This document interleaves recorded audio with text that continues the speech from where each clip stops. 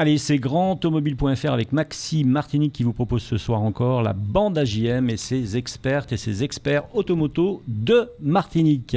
Merci à l'hôtel Batelière qui nous reçoit pour cette émission chaque semaine les vendredis à 18h, vous le savez maintenant.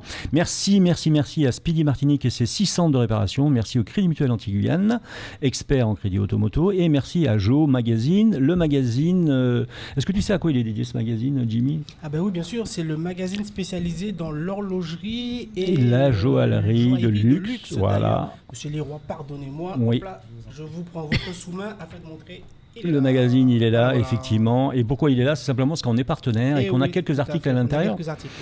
Et oui, on fait quelques essais automobiles. Alors, nous retrouverons pour driver cette émission sans excès de vitesse, bien sûr. Alors, normalement, Éléonore Théodose, à qui on fait un gros bisou. Elle n'est pas avec nous ce soir. On t'embrasse. Oui, elle n'est pas avec nous ce soir. Elle nous revient dans une quinzaine de jours. Et on recevra, grâce à elle, dans un instant, donc Cyril Liroy, chef de service transport, mobilité et sécurité routière à la DL Martinique. Merci, monsieur Liroy, d'être venu. On est heureux Je suis ravi. Bienvenue, on est heureux de vous accueillir. Nous parlerons ensemble des radars qui font l'actualité ces derniers jours sur notre île. Et puis nous entrerons dans une spéciale, mobilité, comme on en a fait quelques-unes déjà cette année. On parlera de mobilité vertueuse et nous verrons avec les principaux acteurs de l'énergie et les principaux acteurs de la mobilité vertueuse, justement en Martinique, nous apprendrons comment ils accompagnent en acteurs majeurs donc de l'énergie, la transition écologique, déjà bien commencée aux Antilles. Nous recevrons pour ce faire Annabelle Vigilant, ingénieure.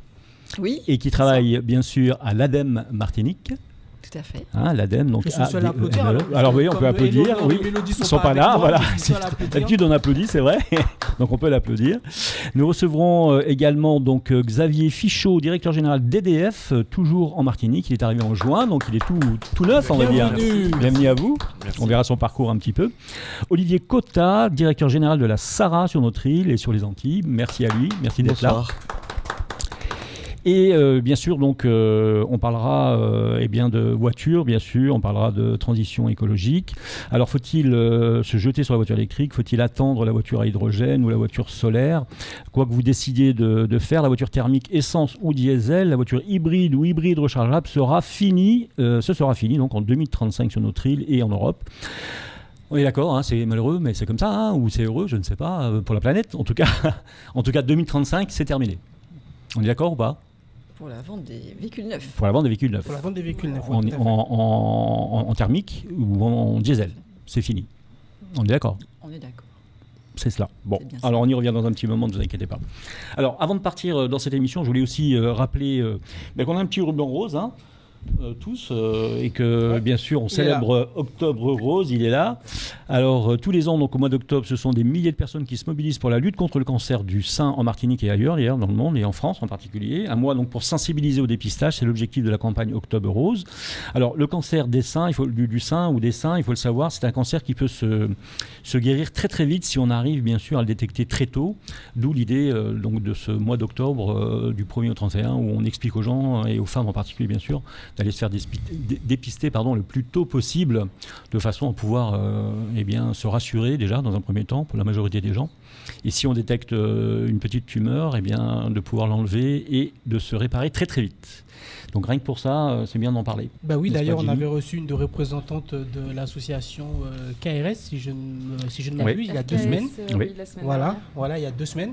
Et on en avait parlé tous ensemble. Et d'ailleurs, elle avait précisé que le cancer du sein n'est pas uniquement l'apanage de ces dames. Ça peut aussi arriver. Alors c'était pour 1%. Elle avait dit 5%. Ouais. Elle a rectifié après. D'ailleurs, c'est 1% des hommes, il faut le savoir. Donc, ça existe aussi chez les hommes. Il faut le savoir également. Ouais, tout à fait. Bon, voilà.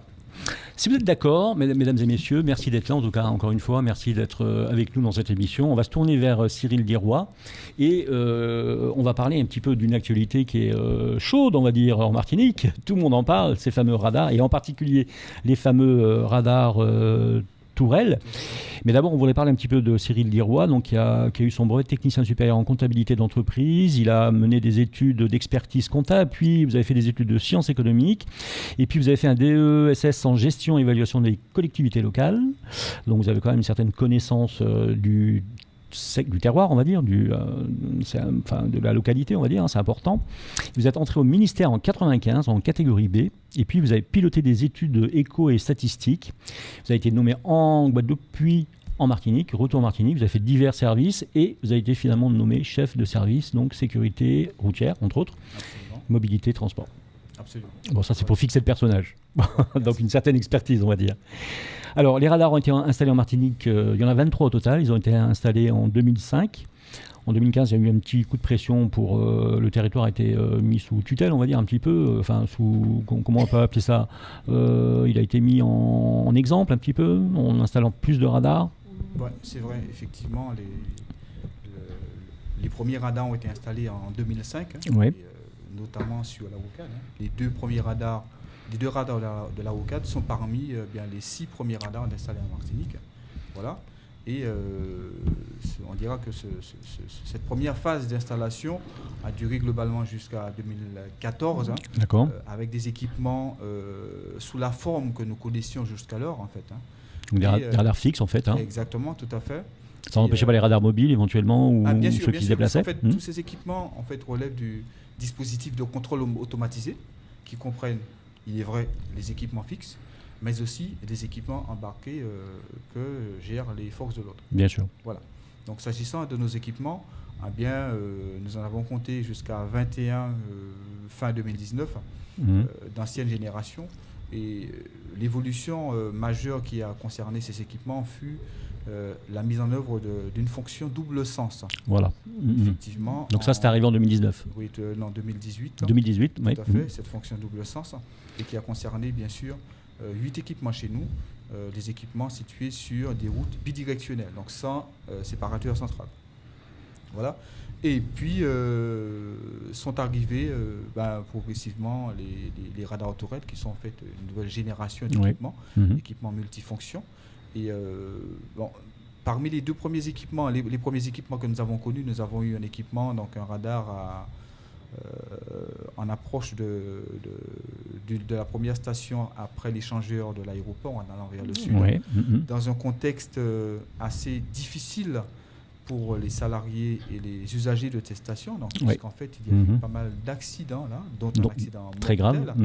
Et puis au nombre des solutions recherchées et identifiées, nous avons proposé la mise en place d'un radar qui a été implanté fin 2020. Et il est vrai que depuis l'implantation de cet équipement, le site semble apaisé. Tout à fait. De toute façon, ça se voit, je veux dire, simplement en roulant, parce que tout le monde sait maintenant que le radar est là, et forcément, ça change. Mais la question jusqu'à dernièrement, ça n'a quand même pas empêché, en fait, c'est vrai que ça, c'est dû à différents facteurs, ça n'a quand même pas empêché un fait assez grave qui s'est passé sur la station. Pas cette station, celle d'en face. C'était celle d'en face. Oui, c'était celle d'en face. Sur le coup. Et puis, comme quoi, quand il n'y a pas de radar, forcément, il y a un problème. Ces deux premiers équipements, ont signé l'arrivée de ce programme Radar Tourelle qui s'est implanté. Et dans ce cadre, nous avons rénové tous les anciens équipements en tourelle. Mais malheureusement, ces équipements ont connu fin 2021 un certain nombre de dégradations. On l'a bien vu. Absolument. Alors, il faut savoir que ces radars sont financés par le ministère de l'Intérieur, bien sûr. Donc, c'est l'argent public, en fait, bien sûr. Donc, quand on détruit un radar, c'est nos impôts, finalement, qui sont là et qui payent les réparations, pour être juste. Donc, je pense qu'on pourra revenir un petit peu sur le financement de ces équipements. Tout à fait. Et depuis quelques semaines, enfin, grosso modo, un bon mois même, un peu plus, nous avons remis en état la totalité du parc, y compris l'équipement qui a véritablement attiré l'attention, c'est celui qui se trouve sur la rocade. Là. Oui, bien sûr. Absolument. Ouais. Et aujourd'hui, nous avons 23 équipements, tous opérationnels. Voilà. À l'heure d'aujourd'hui, ils sont tous opérationnels, ils sont tous en fonction, en mesure de flasher. Pouvoir flasher. Ils fonctionnent tous. Ils fonctionnent tous. Voilà. Alors, la question que je vais vous poser, elle est très simple, c'est que depuis 2005, on a maintenant des chiffres jusqu'à 2015, puis de 2015 à 2021 avec les nouveaux radars.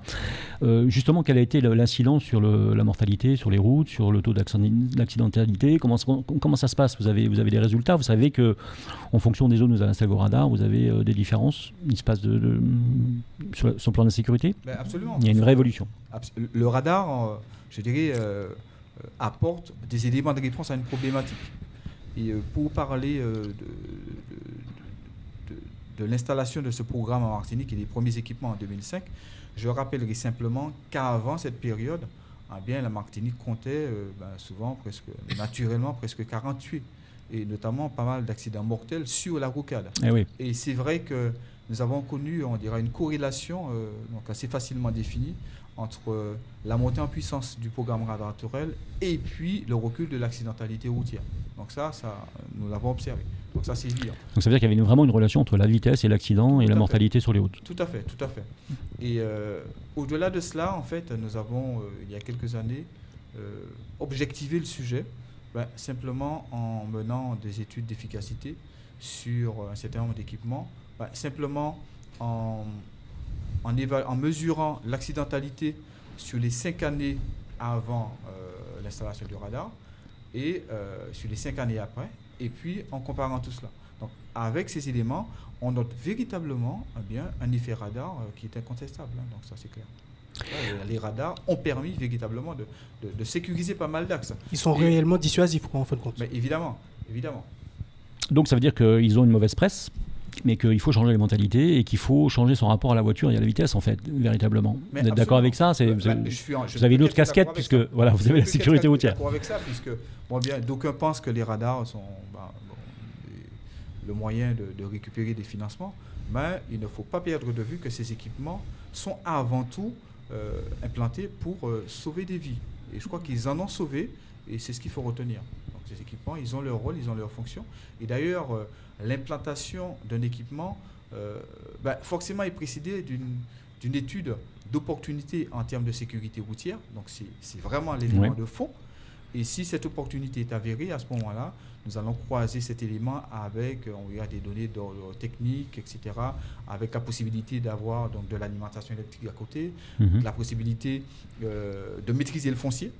Et vraiment, l'élément de fond, c'est l'opportunité en termes de sécurité routière. Donc cette opportunité qui naît à la fois d'une accidentalité avérée, mais aussi de problématiques qui sont remontées par les élus, par les maires, eux-mêmes recevant des signalements de la part de leurs usagers. Donc tout cela, nous en tenons compte pour la mise en œuvre justement de ces équipements. Alors, bien sûr, abîmer un radar, on va en reparler un tout petit peu, c'est très grave. Qu'est-ce qu'on encourt? Alors, si on est pris la main dans le feu ou dans le sac, je ne sais pas comment dire, ça peut être dans certains cas jusqu'à 75 000 euros dans certains cas. Et puis, en tout cas, c'est grave. C'est très, très grave. C'est très, très, très grave. C'est très, très grave, c'est sûr et certain. Bon, donc, et on a compris surtout que c'était fait pour la sécurité routière avant toute chose. Avant toute chose. Alors, justement, à l'ADEAL, vous êtes chef de service donc, de ce département sécurité routière. Donc, quelles sont les communications ou qu'est-ce que vous faites en amont pour expliquer un petit peu que la vitesse, c'est dangereux et qu'il faut rester raisonnable finalement? Quelles sont les actions que vous mettez en place? Le radar, c'est un peu la finalité, c'est-à-dire c'est la sanction. Mais quelles sont les actions qui sont mises en place par l'ADEAL pour parler un petit peu de cette vitesse qui est dangereuse et peut-être l'alcool, peut-être d'autres choses, d'autres éléments? Absolument, puisqu'en fait, la sécurité routière comprend plusieurs dimensions. Donc nous avons cette dimension contrôle-sanction, mais nous avons aussi cette dimension sensibilisation, formation. Et cela, nous la mettons en œuvre via un réseau de partenaires.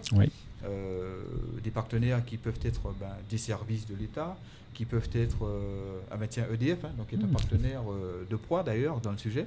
Xavier Fichot qui va vous répondre. Au titre du risque routier professionnel, nous travaillons avec EDF sur le sujet.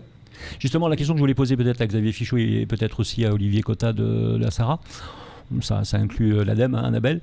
Est-ce qu'il y a une sensibilisation au niveau de vos entreprises justement sur les conducteurs, vous qui avez beaucoup de véhicules qui roulent en Martinique? D'abord dire que le sujet de la prévention santé sécurité est central chez EDF. On dit qu'un bon professionnel, c'est un professionnel qui ne se blesse pas. Et parmi les risques auxquels on est confronté, on a évidemment le premier auquel on pense, le risque électrique. Mais le plus souvent, c'est les risques de trajet. Les deux derniers événements qu'on a eus, c'était d'ailleurs des accidents de voiture, même si les salariés n'étaient pas en cause, c'est d'autres voitures qui sont... Et donc, on a des actions de sensibilisation évidemment sur la conduite. On a des actions de sensibilisation sur l'état de la voiture. Et le véhicule électrique, pour le coup... puisqu'on est en train de verdir la flotte des véhicules électriques. On y reviendra tout à l'heure de toute façon. On s'aperçoit que finalement le comportement, quand on est à bord d'un véhicule électrique, il est plus vertueux.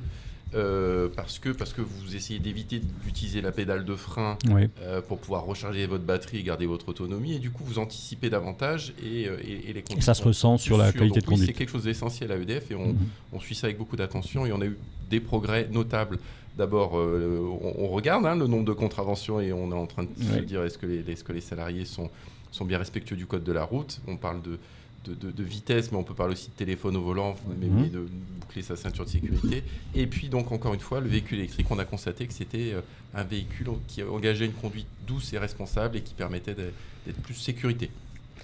Pour avoir côtoyé d'assez près l'entreprise EDF, je sais qu'au niveau des équipes, de façon quotidienne, les animateurs qui coachent un petit peu leur équipe avant de partir sur le terrain rappellent constamment, quotidiennement, de faire attention sur la route, de ne pas utiliser le téléphone portable, de vérifier ses rétroviseurs. Enfin voilà, chez EDF, c'est effectivement une vraie politique collective. Alors Olivier Cottard, on rappelle directeur général de la SARA, chez vous pareil, je suppose qu'il doit y avoir une politique de sécurité. C'est tout à fait pareil. En tant qu'industriel responsable, notre premier produit, c'est la sécurité, je devrais le dire.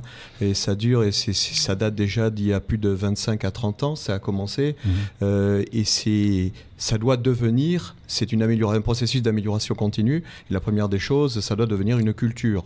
Et bien évidemment qu'on ne cesse de discuter que la sécurité n'est pas cantonnée à l'intérieur de nos unités, mais également sur le chemin pour venir au travail. Et le comportement de chacun et le comportement des autres est observé. Nous avons un devoir de le rappeler, de respecter effectivement les règles.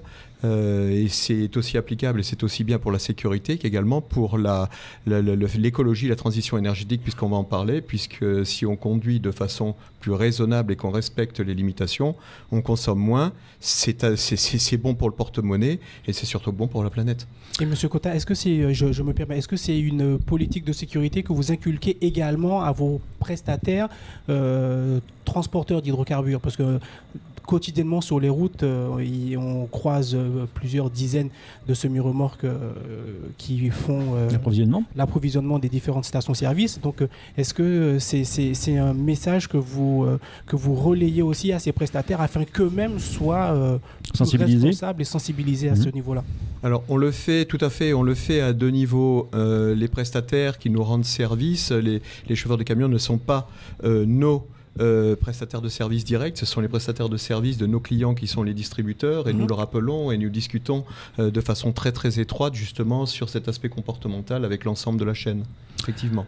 Annabelle Vigilant, donc, qui je rappelle, qui travaille à l'ADEME. C'est vrai que dans le cadre de l'écomobilité, nous avons 3 axes de travail. Mais le premier axe de travail, c'est la compréhension en fait, des comportements. Réduire en fait les besoins de déplacement, mais surtout analyser en fait, les déplacements. Et on a eu l'occasion à plusieurs reprises d'accompagner des collectivités et des entreprises dans le cadre de leur plan de mobilité. Et un plan de mobilité, justement, permet d'analyser donc, les déplacements du quotidien, mais aussi les déplacements professionnels. Et un des axes forts du plan d'action suite à ces analyses, en fait, c'est vraiment de l'éco-conduite, de la formation à l'éco-conduite. Et on voit qu'on peut gagner en consommation d'énergie et sur les aspects... On verra tout à l'heure que vous êtes vraiment le spécialiste, le bras actif, on va dire un petit peu. Alors à l'ADEME, oui, nous sommes un EPIC, un établissement public à caractère industriel et commercial, sous tutelle du ministère de l'écologie et du ministère de l'enseignement supérieur et de la recherche. Et donc notre rôle, c'est vraiment de mettre en œuvre les politiques publiques dans le domaine de la protection de l'environnement, la maîtrise de l'énergie, les énergies renouvelables, l'économie circulaire. On y revient, ne vous inquiétez pas, on y revient dans un petit moment. Monsieur Liroy, merci, vous restez avec nous, de toute façon, il n'y a pas de problème. On va faire une petite pause publicitaire, mais on a parlé globalement des radars, on a fixé un peu les choses. Vous aviez autre chose à rajouter à ce sujet ? Puisque nous parlions de la politique de sensibilisation, je voudrais quand même préciser que cette politique est alimentée de manière très importante par le bénévolat, par des bénévoles, des intervenants départementaux de sécurité routière, des chargés de mission sécurité routière. Et dans un contexte où le bénévolat est mis à mal, je crois qu'il ne faut pas cesser de les mettre à l'honneur parce que ce sont vraiment eux qui portent la politique, qui s'investissent, et qui sont proches de la population sûrement. Exactement, qui se rendent dans les établissements, dans les entreprises. Sûrement dans les écoles aussi. Et dans des écoles régulièrement pour sensibiliser. Et ça, c'est extrêmement important. Voilà. Et je crois que c'est ce qui nous nourrit parce que nous avons le devoir justement de faire honneur à ce bénévolat. Voilà. Tout à fait. Eh ben, vous l'avez fait ce soir, merci à vous en tout cas. On fait une petite pause si vous êtes d'accord, puis on se retrouve dans un moment et on parle de transition énergétique. On revient tout à l'heure. Au secteur automobile en plus, en particulier. À tout à l'heure, avec plaisir.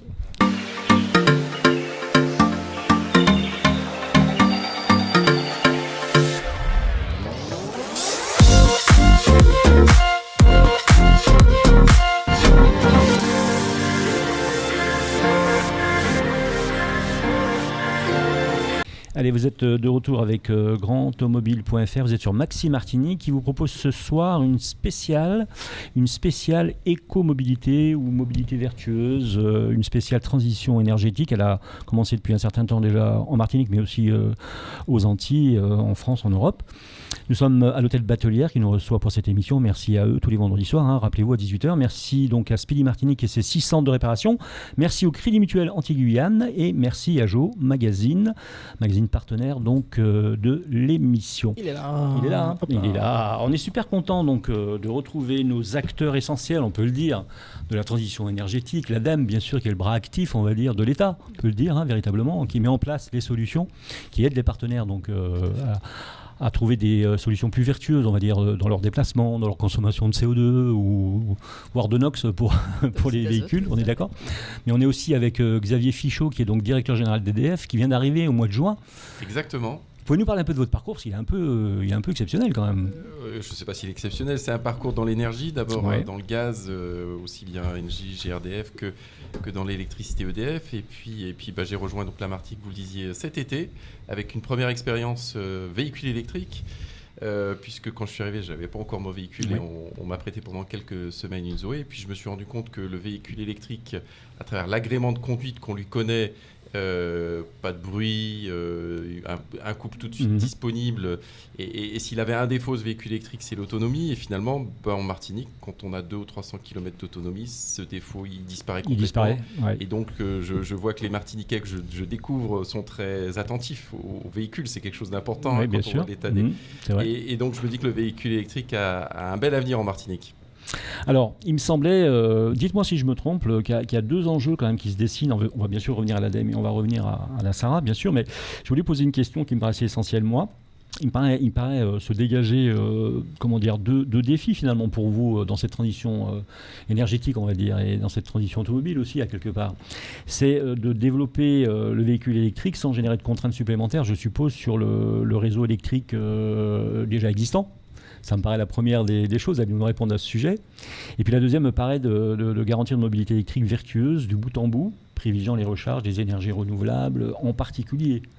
Eh bien, vous touchez du doigt les 2 sujets qui nous préoccupent. Voilà, effectivement, verdir le mix énergétique, parce que si j'utilise un véhicule électrique que je recharge... Là, juste une chose, avant que vous développiez vraiment, la majorité des questions qu'on m'a posé sur Internet, c'est de dire, mais si vous avez EDF, demandez-leur comment ils feront si tout le monde achète des voitures électriques.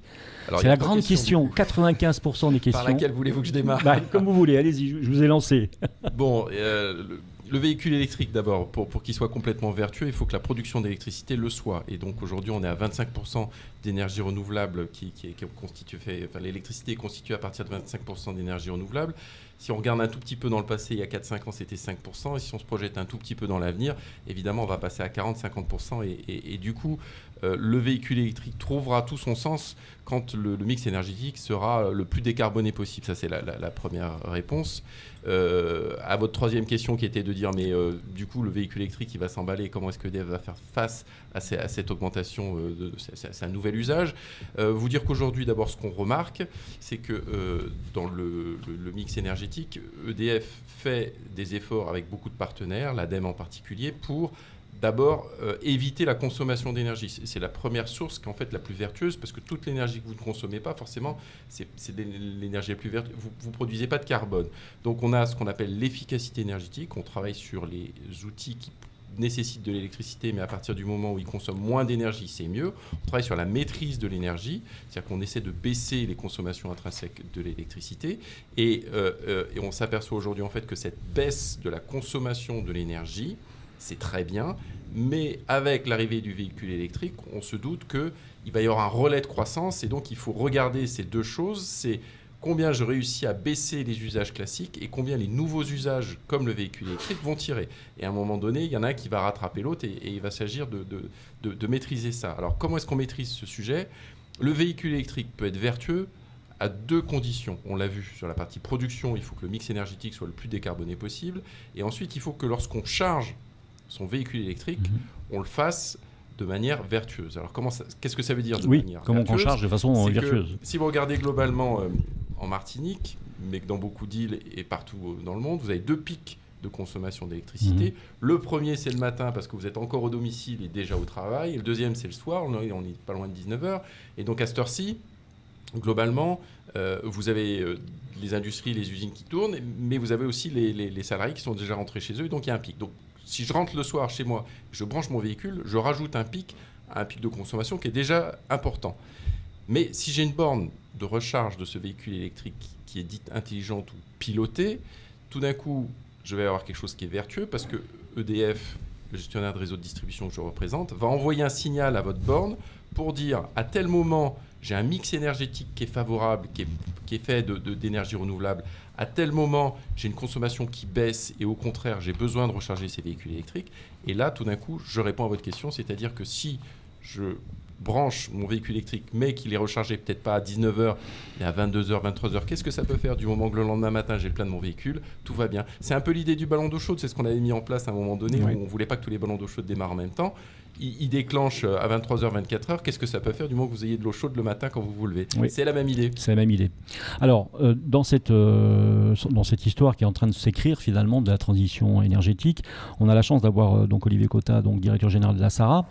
Donc, j'aurais aimé savoir comment la SARA, elle, s'inscrit dans cette transition écologique. Quels sont donc vos atouts et quelles sont les problématiques que vous avez, vous, à résoudre face donc à la consommation de carburant classique, comme l'essence ou le diesel, le fuel, etc. On sait que vous avez la partie gaz aussi, bien sûr, vous avez la partie kérosène.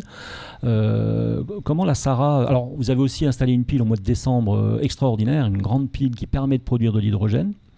On a d'autres informations qui nous racontent que l'hydrogène, aujourd'hui, à 95%, il est malheureusement établi avec... il n'est pas décarboné, on va dire. Donc, voilà, comment vous inscrivez dans l'avenir ? Quelles sont les solutions que vous allez apporter à votre échelle, à votre niveau ? Alors au niveau de SARA, SARA est depuis 50 ans sur les territoires, donc à l'initiative du gouvernement, de l'État, et je pense que c'était une belle vision.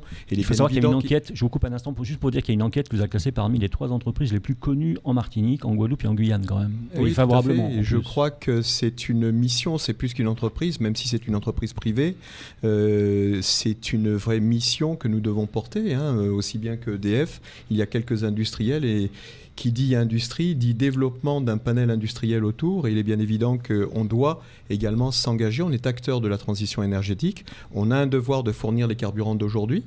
On a un devoir de produire des carburants qui répondent aux spécificités, aux normes européennes. On a un devoir de produire du jet également pour les avions. Le kérosène, le kérosène, oui.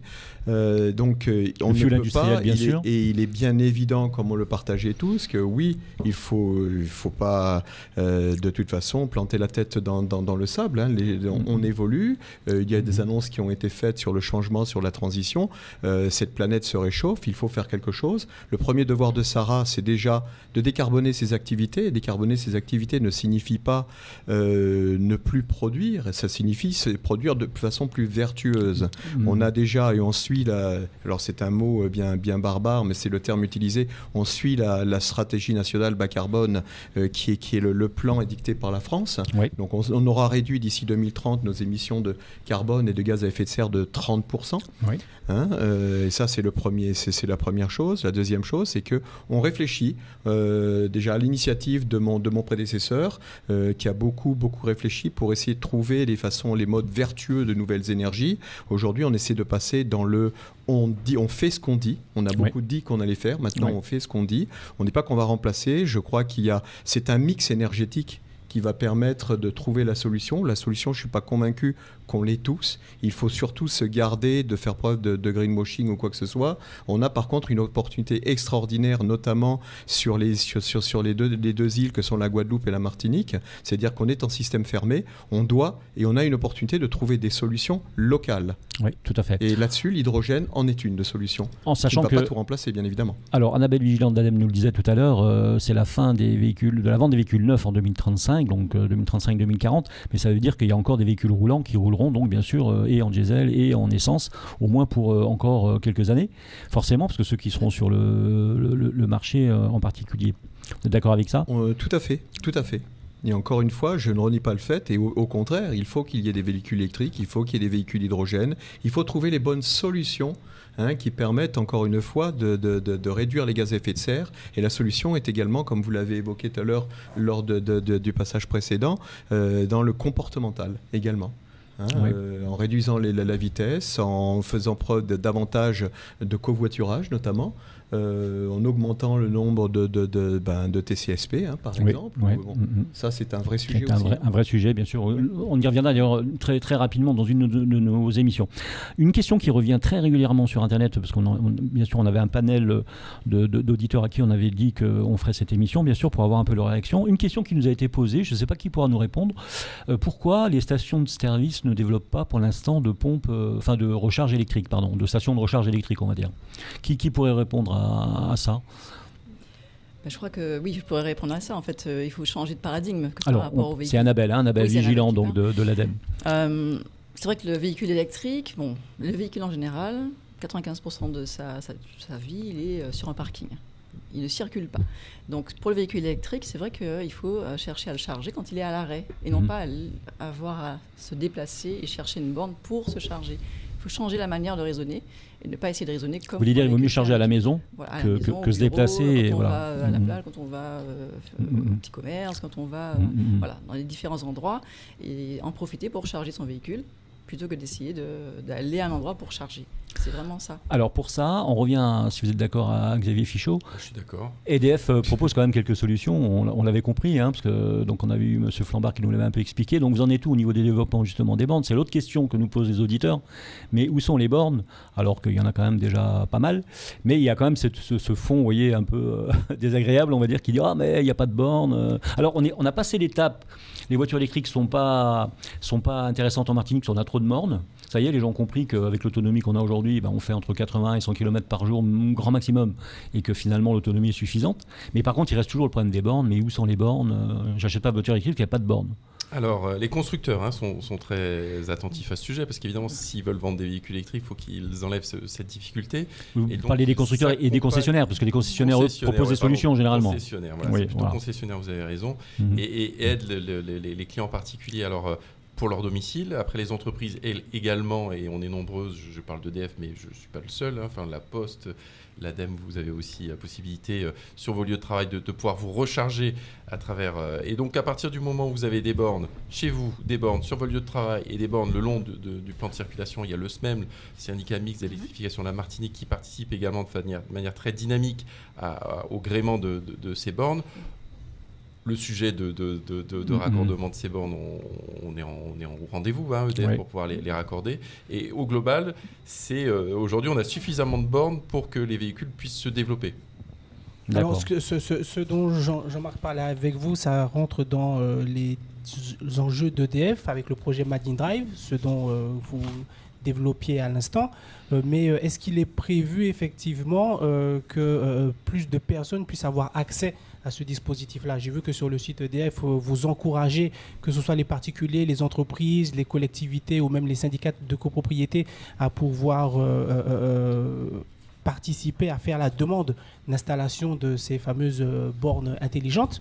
Est-ce que vous avez des informations, nécessairement oui, mais est-ce que vous avez un regain d'intérêt pour ce type de bornes intelligentes? Alors oui, donc EDF a expliqué à quel point c'était important que ces bornes soient pilotées. Mesurez bien, c'est ce qu'on a dit tout à l'heure, que si elles ne sont pas pilotées, je vais devoir créer des nouveaux outils de production pour pouvoir alimenter le pic, c'est-à-dire entre 19h, on va dire entre 18h et 21h, 22h. Le reste du temps, ces outils de production ne seraient pas utiles. Donc en fait, on a des incitations financières justement pour que ces bornes soient des bornes qui sont pilotées. Et donc au bilan, pour le client, il a une borne intelligente qui lui coûte finalement moins cher puisqu'il y a une incitation financière à ça. Et en plus, il s'y retrouve parce que globalement, souvent, suivant le tarif que vous avez, vous pouvez bénéficier que si vous chargez votre véhicule la nuit ou si vous le rechargez le jour, vous ne bénéficiez pas du même tarif et c'est plus avantageux de le faire la nuit. Donc il y a des incitations à la fois sur la borne, mais aussi sur le coût de l'électricité. Alors très rapidement, expliquez-nous comment ça se passe. Moi, j'habite le Nord-Caraïbe, je suis tout près de la centrale de Bellefontaine et tous les soirs, je vois des véhicules qui sont branchés sur la borne disponible.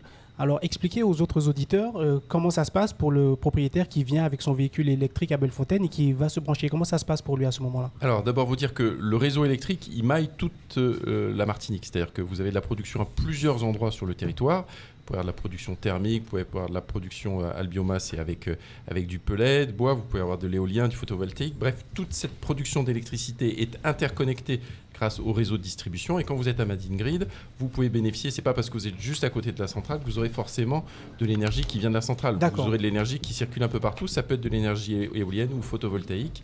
Et donc, cette expérimentation permet justement deux choses. Celle que vous avez soulignée, c'est-à-dire se recharger de façon intelligente.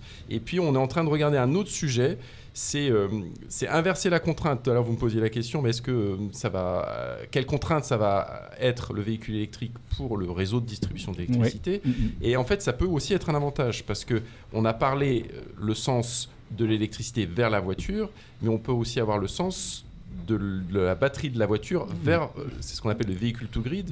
Si à un moment donné, j'ai plutôt beaucoup de consommation et assez peu de production, vous êtes chez vous, vous avez votre voiture qui est chargée, vous pouvez très bien utiliser l'énergie qui est contenue dans votre batterie. Ça, c'est pour une voiture, quand vous en avez 1000, 10 000, 100 000, tout d'un coup, l'ensemble de cette énergie qui est stockée finalement dans ces contribue batteries, plutôt que d'inventer des batteries ailleurs, d'autres endroits sur le territoire, parce que forcément, il faut les construire, c'est un coût, c'est écologique y compris.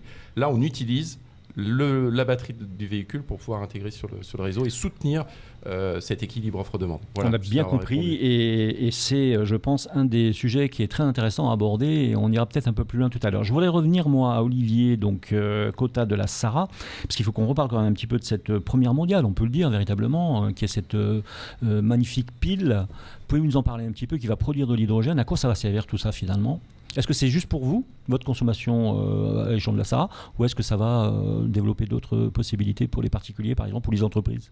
Alors, plusieurs questions. Effectivement, c'est fondamental. On a la chance, je vais commencer par cela déjà, on a la chance d'avoir une raffinerie en Martinique, et c'est une des raffineries qui produisent de l'hydrogène, en même temps fatal. C'est-à-dire qu'on a l'hydrogène en plus des carburants qu'on produit. Cet hydrogène, autrefois, servait à nos chaudières, notamment, où étaient envoyés aux petits oiseaux, comme on le dit, parce que c'est comme ça. Ça ne pollue pas, mais bon, on ne s'en servait pas. Or, cet hydrogène, on s'est rendu compte, et bien évidemment que, alors contrairement, c'est de l'hydrogène décarboné, parce que quand on fait le bilan carbone, en fait, il n'a pas vraiment de couleur, cet hydrogène, puisque le carbone est utilisé directement dans l'essence qui est produite.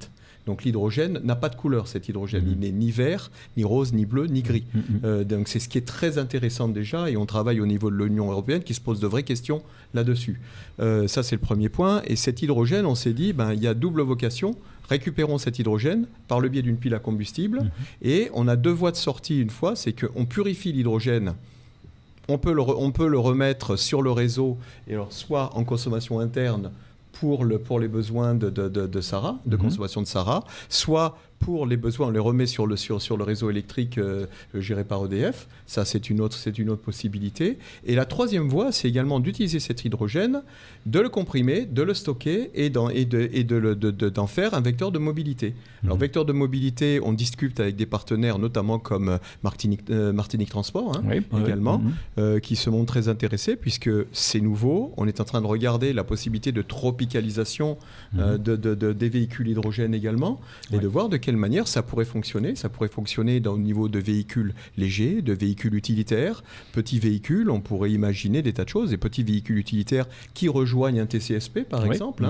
Ça existe déjà d'ailleurs un petit peu, mais on pourrait imaginer s'ils existent, Renault en produit notamment, pour ne s'en faire de pub. Mais tout cela, par contre, a besoin, ça existe en métropole, ça n'a pas encore été fait au niveau de nos îles.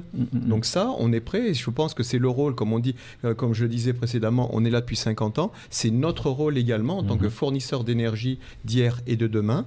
On a l'habitude, on a lancé un grand leitmotiv en disant que 2030 c'est maintenant. Effectivement, 2030 c'est maintenant. C'est vrai. Quand on pense qu'il faut 4 ans pour lancer vraiment un projet, on a 2 chances pour réussir et trouver le bon projet. On revient dans un petit moment sur la transition écologique. On reviendra aussi près d'Annabelle pour qu'elle nous parle un petit peu de son travail auprès de l'ADEME. Donc. Mais en attendant, on fait une petite pause et on revient dans un petit moment. On est la pub, ça marche. Allez, ça roule. À tout à l'heure. Merci à vous.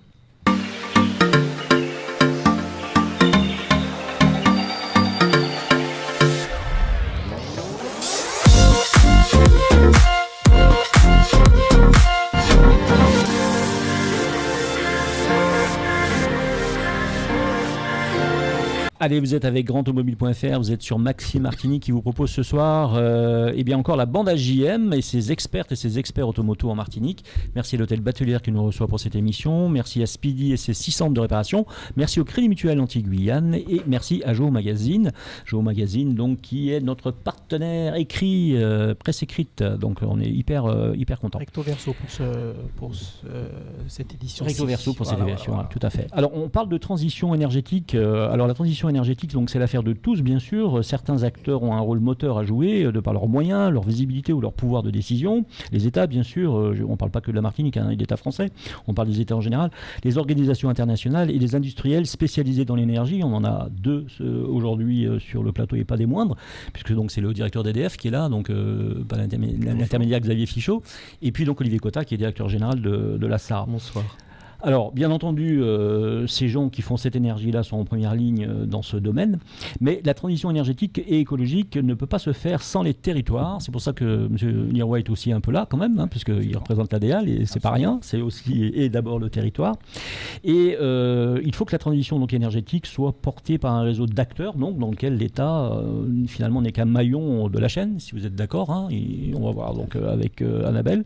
Ce réseau donc, doit intégrer des acteurs publics comme privés pour faire évoluer la démarche sur le long terme. Et justement, je me tourne vers Annabelle, donc Vigilant, qui est donc le bras actif, j'ai bien dit actif dans la période où on est, vaut mieux dire actif que armé de l'État, et pardon, qui va nous parler un petit peu déjà de son travail, donc, parce qu'elle est chargée d'accompagner les acteurs donc, dans le domaine de la mobilité durable et l'adaptation au changement climatique. J'aimerais que vous nous resituiez par rapport à toute la discussion qu'on a eue, quel est le rôle finalement que vous avez et quelle est l'action que vous mettez en place au jour le jour.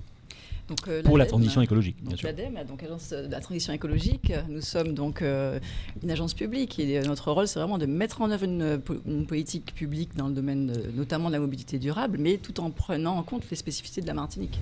Donc ça, c'est vraiment un point important.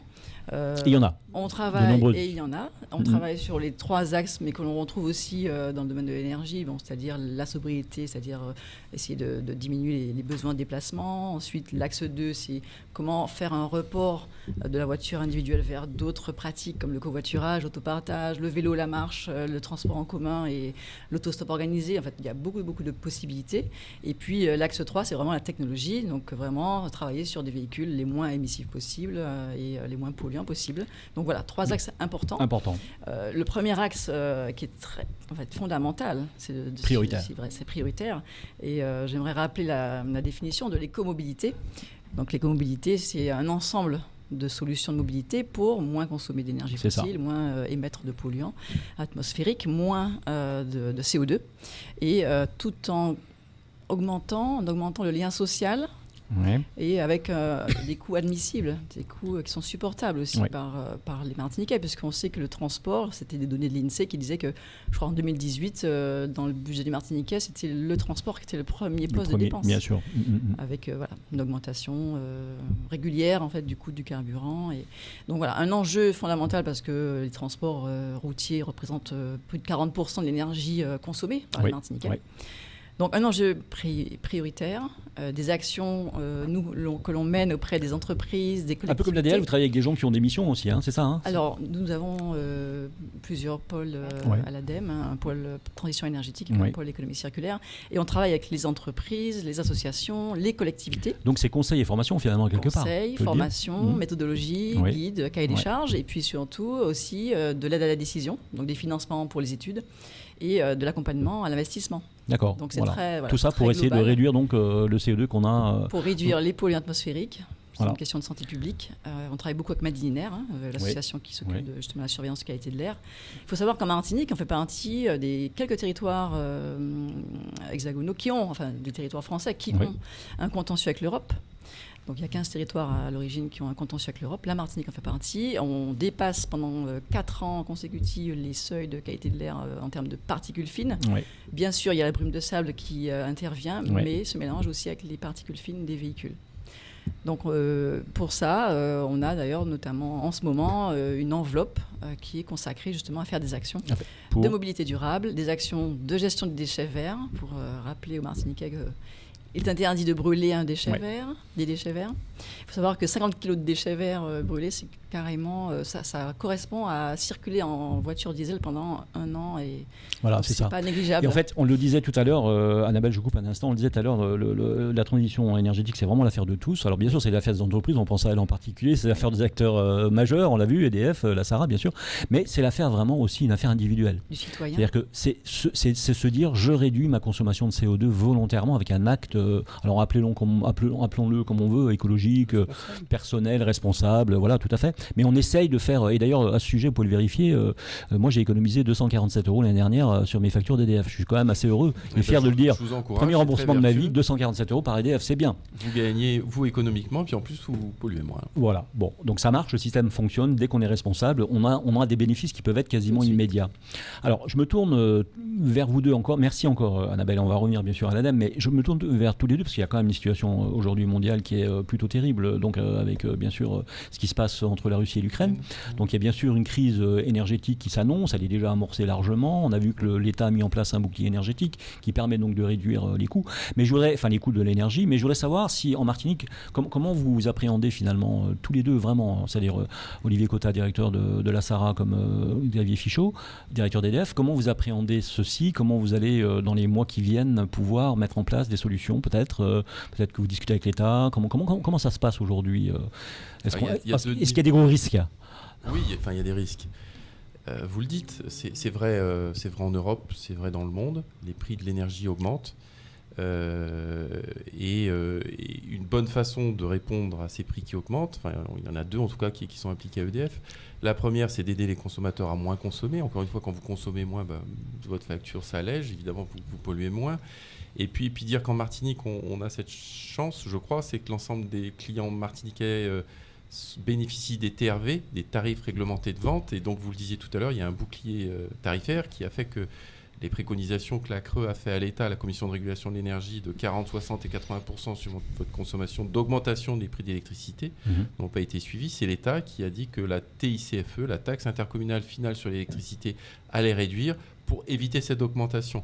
Maintenant, c'est vrai pour 2022. 2023, ce bouclier, on nous dit qu'il sera mis en œuvre. Encore une fois, EDF applique les décisions de l'État. Bien sûr. Il y a un décret, donc moi j'applique les décisions de l'État. Mais il ne faut pas se cacher derrière ça, parce que le signal tarifaire, il doit inciter chacun à moins consommer. Je donnerai juste un chiffre. Aujourd'hui, le coût de l'électricité en Martinique, quand vous regardez ce que vous payez dans votre facture couvre un quart du coût global de l'électricité. C'est la continuité territoriale, la péréquation tarifaire qui font qu'en fait on paye le même prix en Martinique, en Guadeloupe, qu'en Lozère, qu'à Paris. Mais voilà, qu'on ait bien à l'esprit que c'est pas parce qu'on paye un quart de cette facture que le coût n'est pas x4. C'est ça. Olivier Cotta, vous nous rassurez un peu sur l'avenir? Oui, immédiat. Alors, je vais partager beaucoup de points communs d'ailleurs avec Xavier Fichot. En fait, déjà, alors, sur le prix, effectivement, les énergies ont subi de plein fouet cette crise, donc, puisqu'on voit que le prix du baril de pétrole et de la cotation des carburants flambe, bien qu'elle redescende ces derniers temps. On y assiste, mais on dépend directement de cet aspect-là. En revanche, ce que je peux dire, c'est que le fait d'avoir une raffinerie dans les Antilles minimise la probabilité de rupture de la chaîne. Donc le fait de manquer de carburant, la probabilité est très faible. Ça, c'est le gros avantage. Je crois que malheureusement, la crise le rappelle et le montre. Il vaut mieux, si l'accès au pétrole brut est beaucoup plus facile que l'accès au carburant.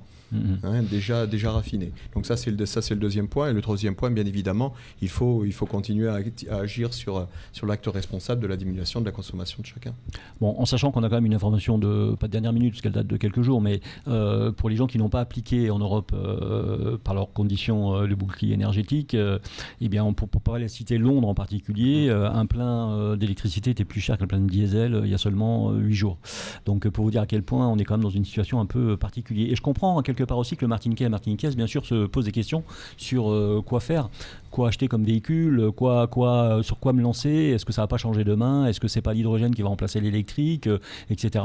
Monsieur Diroy, vous avez... alors, on va parler de ça, mais on va parler de covoiturage parce que c'est Annabelle qui en avait parlé un petit peu. On a un autre souci aussi, c'est qu'il faut changer un petit peu quand même nos mentalités. Notre voiture aujourd'hui, c'est on va dire un deuxième chez soi. C'est une deuxième bulle dans laquelle on rentre. Il y a la bulle familiale le matin, pour donner un exemple. On rentre dans une autre bulle qui est notre voiture avec notre musique, notre radio préférée Maxi par exemple. Et voilà. Et là, on partage un moment souvent avec les enfants ou tout seul. On est bien et voilà. Et notre voiture, c'est notre voiture. Et on l'a vu d'ailleurs pendant la période Covid, les gens qui faisaient du stop, c'était compliqué pour eux, forcément, parce que c'était une bulle précieuse. Et on avait du mal à récupérer certaines personnes dont on prenait l'habitude en stop, parce qu'on avait peur. Il faut changer donc les comportements pour essayer d'adhérer à une solution qui serait presque, pas idéale, mais presque idéale, qu'on partage finalement notre voiture et qu'on ne soit plus obligé d'acheter chacun un modèle et qu'on partage donc la voiture de tous les jours. Monsieur Leroy, vous êtes prêt à le faire ou pas? Mais je suis prêt parce que c'est à ce prix qu'on va pouvoir avancer. Quand on entend dire qu'aujourd'hui, le niveau d'autosolisme dans la congestion, dans les embouteillages est énorme, c'est près de 70%, donc des personnes qui sont seules dans leur véhicule, alors même qu'il y a un réseau de transport public qui se structure. Il y a des parkings relais qui se mettent en place et qui permettent véritablement que le report modal, donc le report de la voiture particulière vers le transport public s'opère. Donc évidemment, donc, il y a un changement de mentalité, de comportement à opérer. Et je pense que nous, à notre niveau, nous devons œuvrer en faveur de cela à travers vraiment la mise en œuvre de la politique publique que nous menons. Bon, j'ai un petit peu peur quand même que pour l'instant le réseau se structure. Effectivement, il n'est pas encore structuré malheureusement parce qu'on le voit tous les jours et qu'il sera peut-être plus facile de mettre en place le covoiturage pour l'instant que peut-être. Bon, c'est pas très gentil ce que je dis, mais c'est vrai que c'est compliqué depuis des années et des années le transport public et qu'il faut trouver aussi une solution à ce niveau-là, en sachant qu'il faut le décarboner de surcroît. Ça, c'est l'ADEME. Parce que je pense que vous êtes acteur pour décarboner la partie transport public. Oui, on travaille avec Martinique Transport. Voilà, donc vous avez des actions à ce niveau-là, véritablement. Flotte, vers des flottes plus vertueuses. Et le covoiturage ici, ça va être chaud. Hein. C'est pour ça que je dis que c'est compliqué. Parce qu'à plusieurs dans une voiture, et on en parlait en off, M. Fichot avait donné la petite idée que M. Leroy a acquiescé de pouvoir, par exemple, avec un seul véhicule, comme ça se fait par exemple aux États-Unis, quand on est à 2 ou 3 dans un véhicule, qu'on puisse emprunter une voie dédiée. Bon, en Martinique, ce serait à la limite la voie du TCSP, ça va être chaud. Oui, mais enfin, les changements, comme on l'a dit, c'est l'affaire de tous. Il faut faire des changements, il faut les réaliser. Et pour les réaliser, il faut faire des efforts. Et c'est toujours au prix d'un certain effort qu'on arrive à obtenir des choses. Rappelons quand même que toute notre conversion, elle tourne autour de la planète quand même. Elle tourne autour de la Martinique et du côté vert de la Martinique, qui est plutôt protégée, on va le dire. C'est une île, elle est décalée des continents, mais il faut la protéger absolument. Et je pense que tout le monde est d'accord là-dessus. C'est ce qu'il faut faire. L'ADEME en particulier. Mais je voulais rebondir sur le covoiturage. C'est vrai que nous avions eu l'occasion d'accompagner en fait des entreprises dans la zone des Temps-Abricots pour faire une expérimentation de covoiturage. Et pendant une séance déjà entre midi et 2, on les a réunis. Donc il y avait 6 entreprises qui ont travaillé avec nous sur le sujet. On a fait une sorte de speed dating covoiturage. Donc les équipes se sont constituées et ils ont expérimenté le covoiturage. Et ils ont été très satisfaits en fait de ces quelques semaines en fait d'essai. Et le plus important en fait dans le covoiturage, c'est l'animation.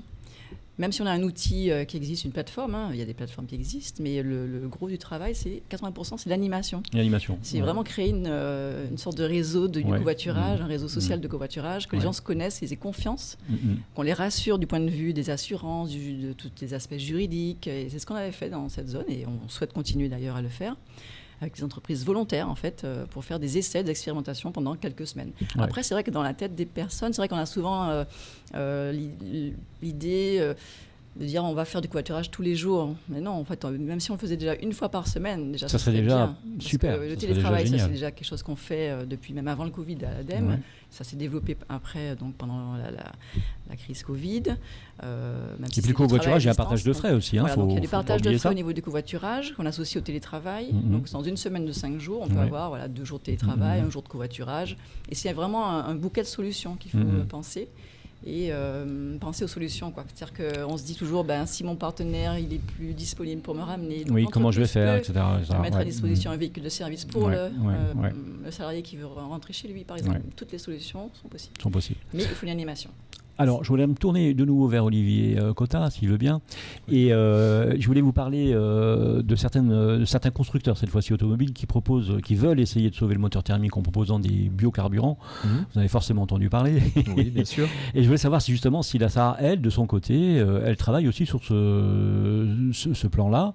C'est-à-dire, est-ce qu'il serait possible demain de sortir un carburant plus vert, plus vertueux donc? Est-ce que ça c'est possible ou est-ce que comment vous êtes par rapport à ça?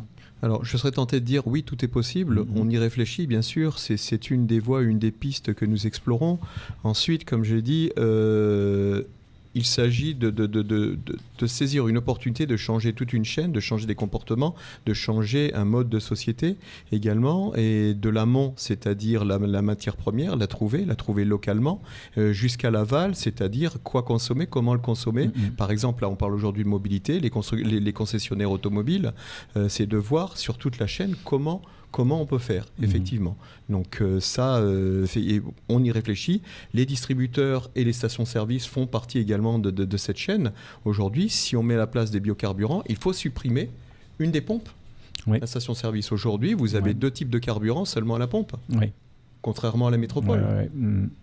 Donc c'est ça, c'est un autre problème. Il serait possible dans un avenir plus ou moins proche qu'en Martinique qu'il y ait du bioéthanol qui soit proposé à la clientèle. Encore faut-il que les distributeurs puissent le faire. Et attention aux soucis du bioéthanol. Aujourd'hui, le bioéthanol seul, quand vous le comparez au carburant, aux fossiles notamment, enfin au carburant traditionnel, je dirais, est plus cher. La seule différence, pourquoi vous le voyez moins cher en métropole, c'est qu'il est totalement détaxé. Voilà, c'est ça. Mais aujourd'hui, quand vous prenez le prix de l'éthanol ou du méthanol sur le marché, il est plus élevé que le prix du sans-plomb. Donc livré Martinique, on aurait un tarif supérieur. Oui. Il faut surtout se garder de chercher des solutions miraculeuses. D'accord. Il faut vraiment qu'on se pose tous autour d'une table et qu'on définisse clairement ce qu'on veut et comment on veut le faire. Voilà. En tout cas, ce qu'on a compris pour ce qui est d'EDF et de la SARA, c'est que sous l'égide sans doute de l'ADEME, vous cherchez bien sûr à décarboner au maximum, déjà pour vos propres consommations, les consommations de vos employés, etc. Et vous cherchez donc à avoir une transition diversifiée, on va dire. Oui, je crois qu'on travaille ensemble parce qu'on ne sait pas quel avenir sera le zéro carbone. Mais en attendant, il y a un chemin à construire vers ça. Il faut que chacun fasse du mieux qu'il peut.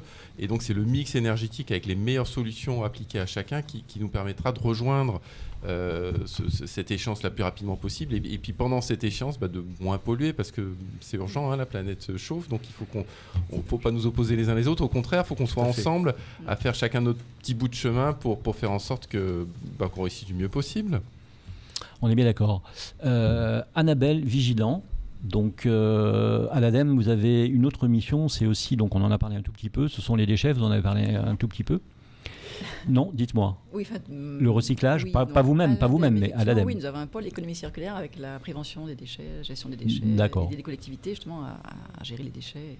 Bon, je vais vous parler un petit peu de ça parce qu'on aura une prochaine émission qui parlera un petit peu de cette partie-là. Donc on compte sur vous pour avoir peut-être une délégation ou quelqu'un qui vienne nous voir pour nous parler de tout ça. Les projets peut-être, avant de se quitter, aussi bien pour Olivier Cotta de la SARA, est-ce qu'il y a des projets futurs qui peuvent intéresser un petit peu les particuliers, les professionnels bien sûr, mais les particuliers? Est-ce qu'il y a des choses nouvelles qui peuvent arriver à la SARA qui vont changer la donne dans la transition? On a parlé de la pile bien sûr à hydrogène. Mais c'est le prix du gazole. Mais c'est le prix du gazole, ouais. Bon, ça c'est l'État. Non, il y a déjà quelque chose qui a été fait sur le samplon, donc c'est bien. Voilà, il y a eu des choses de faites quand même. Non, mais je rappelle juste, et puis où je parlais des projets, parce qu'effectivement c'est également très très intéressant et on travaille énormément dessus. On travaille 50% sur le carboné comme sur le futur et les énergies nouvelles ou les énergies renouvelables. Le gazole, je rappelle juste que comme le samplon, ce sont des tarifs régulés, et je dis ce sont des prix, des prix administrés, comme sur la plupart des îles des Caraïbes, même les îles anglo-saxonnes qui ne sont pas réputées faire preuve d'un socialisme particulier, on s'est bien rendu compte que ces tarifs administrés permettaient justement l'accessibilité de tous à des carburants. Donc oui, effectivement, c'est cher, on subit le prix de la matière première de plein fouet. On essaie de le minimiser. C'est très compliqué, mais je crois qu'on essaie de tous travailler ensemble sur toute la chaîne, à commencer par l'État, les collectivités, pour pouvoir réduire justement au maximum ce prix-là. Je rappelle juste que pour SARA, la part la contribution de Sarah dans sa rémunération sur le prix du gasoil ou de l'essence, c'est 3 centimes du litre. Oui. 3 C'est centimes. très très peu. Donc Voilà. effectivement, la SARA n'a de cesse de dire oui, aux- mais on doit contribuer, on est un acteur majeur, on doit aider, on doit participer. Pour en revenir rapidement sur les projets, oui, Oui. on a des projets. Alors on a essayé d'éliminer, comme je parlais, de tout ce qui était greenwashing. On travaille sur 3 pistes essentiellement aujourd'hui. On travaille d'abord sur l'hydrogène. Oui. Hydrogène, puisqu'on produit de l'hydrogène fatal. Oui. On est en train de travailler sur de l'hydrogène vert avec un gros projet de production d'hydrogène vert ici en Martinique d'ici peu. Donc ça, c'est très intéressant et on va impliquer... Donc produit avec de probablement- l'énergie décarbonée. Produit avec de l'énergie décarbonée. D'accord. On aura l'occasion peut-être d'en Ouais. reparler. Si, Oui, il faudra si qu'on en on reparle m'a parce qu'il y a invité. l'hydrogène est passionnant parce qu'il y a. C'est passionnant. Voilà. C'est passionnant, mais ça ne résout pas tout. Hein. Ça résout pas tout. Ça ne Il y a résout un problème pas de tout. stockage, il y a C'est plein de cher, choses. c'est bon, voilà. Donc il faut trouver le bon équilibre. Ouais. On a des projets du même type en Guadeloupe également. On travaille également sur le biogaz. Vous Ouais. parliez de biocarburant. Le Ouais. biogaz, il ne faut pas l'oublier. Ouais. Le gaz naturel également, je rappelle que ce n'est qu'un atome de carbone comparé aux atomes comparé au carburant traditionnel. Donc il ne faut pas oublier que dans la transition, on émet beaucoup moins de gaz à effet de serre Ouais. avec du biogaz. Hein. Donc ça aussi, il faut travailler. On parlait de déchets également. On perd, j'ai utilisé tout à l'heure le terme de petits oiseaux, on perd beaucoup de biogaz, beaucoup de gaz naturel. Aujourd'hui, si on le retraitait, peut-être qu'on pourrait l'utiliser. Alors qu'il y a beaucoup de déchets et donc Tout forcément ça pourrait être Tout à fait. intéressant. Je suis obligé de vous couper parce qu'on arrive pratiquement au terme de l'émission. Je voudrais poser la même question à EDF. Eh bien, je vais dire parmi tous les projets, peut-être un Ouais. majeur qu'on n'a pas cité encore jusqu'à présent Ouais. et qui touche tous les Martiniquais. Ouais. C'est leur compteur numérique. On est en train de changer Ouais. tous les compteurs C'est d'électricité. vrai. Vous avez plus de 70% des clients martiniquais qui ont déjà ce compteur numérique. Ouais, c'est fait D'ici chez nous, 2 par ans, ce exemple, sera la ouais. totalité. Et ce compteur numérique-là, il vous permet de mesurer à tout moment combien vous consommez d'électricité. Ouais. C'est pas tous les 6 mois, donc non seulement vous avez une facture qui est juste, Mhm. mais en plus vous pouvez mesurer toutes les économies que vous faites. Et Ouais. par rapport à ce qu'on s'est dit tout à l'heure, la meilleure énergie, c'est celle qui n'est pas consommée. Ouais. Utilisons notre compteur numérique pour nous challenger, nous aider à suivre nos consommations d'électricité. Voilà, j'avais une femme médecin qui était très intéressante en Martinique, qui est malheureusement à la retraite aujourd'hui, mais qui me disait toujours tu veux maigrir, mais au lieu de regarder ce que tu manges, regarde ce que tu mets pas dans la bouche. Et je crois que c'est bien de le rappeler. Voilà. Quelques chiffres aussi de la transition donc énergétique en Martinique en 2021, c'est 25% d'énergie renouvelable dans le mix énergétique, donc pour l'année qui s'est écoulée, 2021, si vous êtes d'accord. C'est ça. 15% de bagasse biomasse dans la part des énergies renouvelables, toujours en 2021. Complètement. Et ça correspond donc à 10 jours de consommation totale, soit quasiment 35 gigawattheures économisés grâce aux actions mises en œuvre en 2021. Eh bien, voilà une émission très précise. Et ça vaut le coup d'en parler quand même, puisque c'est le bilan finalement de tout ce qu'on s'est dit ce soir, et que ça ramène à la transition écologique, ça ramène à l'idée que c'est une affaire qui concerne tout le monde, pas seulement les entreprises, pas seulement nos voisins ou nos amis, ça concerne tout le monde. Chacun, chacune. Chaque jour, faire un petit effort, pas prendre sa voiture, utiliser un autre moyen, ou partir avec des amis au travail par exemple, ou des collègues. Eh bien, c'était l'émission de grandautomobile.fr Jimmy avec Maxime Martinique qui vous proposait ce soir donc la bande AJM, ses experts, ses expertes. On fait un petit coucou encore à Léonore qui avait son petit souci qu'on retrouve dans 15 jours, à notre amie Mélodie qui est notre maîtresse, la maîtresse de l'émission qui est malheureusement un petit peu malade. Voilà. On remercie donc l'hôtel Batelière qui nous a reçus pour cette émission. On remercie Speedy Martinique et ses 6 centres de réparation. Merci au Crédit Mutuel Anti-Guyane, expert en crédit automoto, rappelons-le. Merci à Joe Magazine. Merci à Cyril Liroy, chef de service transport, mobilité, sécurité routière à l'ADL. On peut l'applaudir bien fort. Merci d'être venu. Ça nous fait plaisir. Vous reviendrez puisque Éléonore avait prévu de vous avoir sur une super interview. On la laissera faire et j'essaie de pas trop prendre ses idées. Comme ça, elle a de quoi dire. Merci donc à Annabelle Vigilant, ingénieure à l'ADEME Martinique. Merci à vous. Merci d'être venu. Je sais que vous aviez des enfants, c'était pas évident de se libérer ce soir. Vous avez fait un méga effort, parce que c'était votre directeur qui était prévu normalement. Merci encore. Merci donc à Xavier Fichot, directeur général d'EDF en Martinique. On peut l'applaudir bien fort. Merci à Olivier Cotta, directeur général de la SARA sur notre île et sur les Antilles. Merci à vous, chers amis auditeurs et téléspectateurs. Vous retrouvez donc votre week-end sport sur RMC et dès lundi matin, la matinale d'Apolline de Malherbe, suivi du Moscato Show avec Vincent Moscato, bien sûr. Bon week-end à tous. À la semaine prochaine. Bye bye. Merci, au revoir. Au revoir.